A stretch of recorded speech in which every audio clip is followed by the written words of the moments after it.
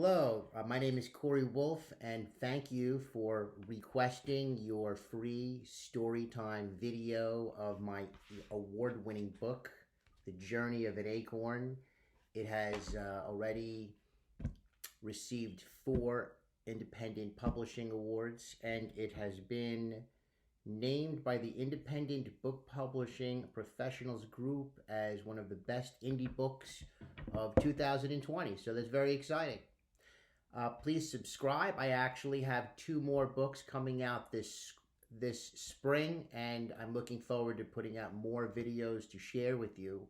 So please click on the subscribe button.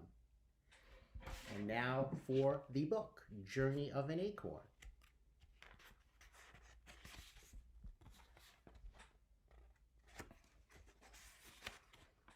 Deep in the forest, there stood an oak tree, and on one of its branches there hung a little acorn. One day the little acorn decided it was time to separate from the oak tree. I want to be on my own so I could put down my roots and drink from the cool water in the soil and grow under the open sky and feel the sun's love on my face, said the acorn. But the tree was not ready. You'll never survive on your own. You must stay beside me so I could protect you, said the tree. Despite the tree's wishes, the little acorn broke free, falling to the earth. But when it hit the bottom, it was surrounded by darkness. And the acorn was cold and wet. It heard strange noises all around, and it realized that it couldn't move.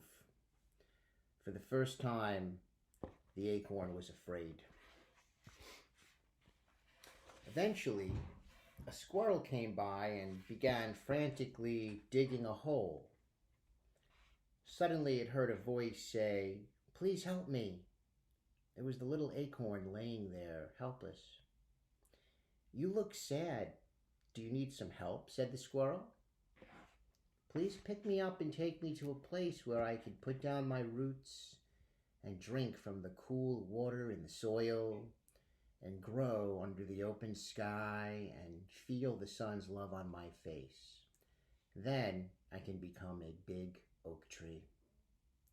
"I'd be happy to take you away from here," said the squirrel. Just at that moment, the oak tree took its branch and shoved the squirrel onto the ground.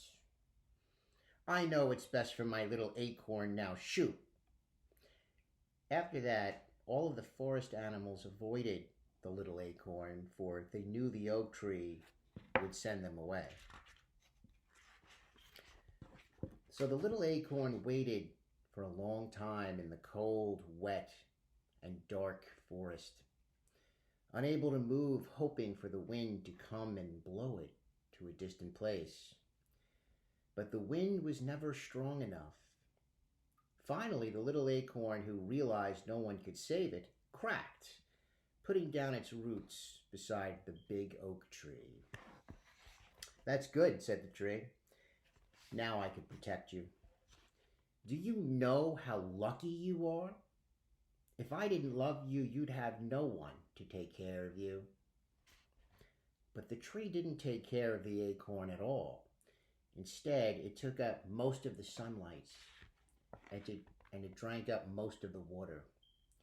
And as the days went by, its roots entangled the little acorn and squeezed, not wanting to let go.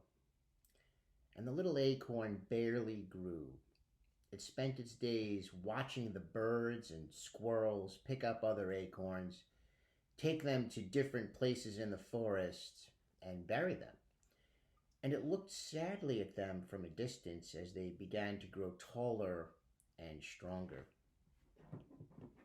One day, a girl was twirling past the little acorn as she made her way through the forest. As she came closer, the little acorn cried, "Please help me. I'm being smothered by this oak tree." The girl thought she heard a voice and looked around, but there was no one. Then she looked down and saw the little acorn. "Oh, aren't you a beautiful little tree? But you'll never make it in this shade. I know a nice space you will just love. I will help you," said the girl. I'll move I'll move you away from here so you could feel the sun against your tiny leaves and get all of the water you need. As the girl began digging up the little acorn, the oak swung one of its jagged branches against her cheek, scratching her face. "Ow!" the girl yelled out as she covered her cheek with her hand. "What right do you have to take my little acorn from me?" "Stay away," said the tree. But the little girl, thinking it was just the blowing of the wind, continued digging. The oak tree, who was mad at the girl, was also angry at the little acorn for wanting to leave. So it said, "You'll never survive without me," "You'll never survive without me," yelling scornfully. The girl had to rip some of the roots away to separate it. This was traumatizing to the oak tree, for it was scared and it didn't know what to do with itself. This was also true for the little acorn, who had never really been on its own before. Once the little acorn was no longer connected to the oak tree, it became sad, for it knew part of itself had been lost. But it also knew that leaving was the only way for it to be free and become a great oak. The girl took the little acorn out of the forest and planted it in a nearby field, hoping to help it become strong. But its tiny leaves had begun to wilt. It found itself once again in a strange place. And at night there were creatures which it did not know. It began to think the oak was right. Maybe it wouldn't survive on its own. But it slowly began to heal, and as the seasons passed and as the years went by, it became bigger and stronger. Its roots grew and grew and grew. Sometimes the girl would come by and talk to the little acorn. Sometimes she would lean on it when she was sad. Sometimes when she wanted to play, she would dance around it. And for the first time, the little acorn felt loved. But inevitably, the day came when the girl could no longer stay. "I've always wanted to become a famous dancer and see the world," she said. "It's time for me to leave so I could follow my dream. Thank you for being there for me to lean on when I needed you, little acorn. I will miss you," she said, and she gave it a great big hug. The little acorn had always looked forward to the girl's visits, and now she was gone. It thought, "Who will love me? She's not supposed to leave. She needs to give up her dream and come back to be with me." And the acorn was sad.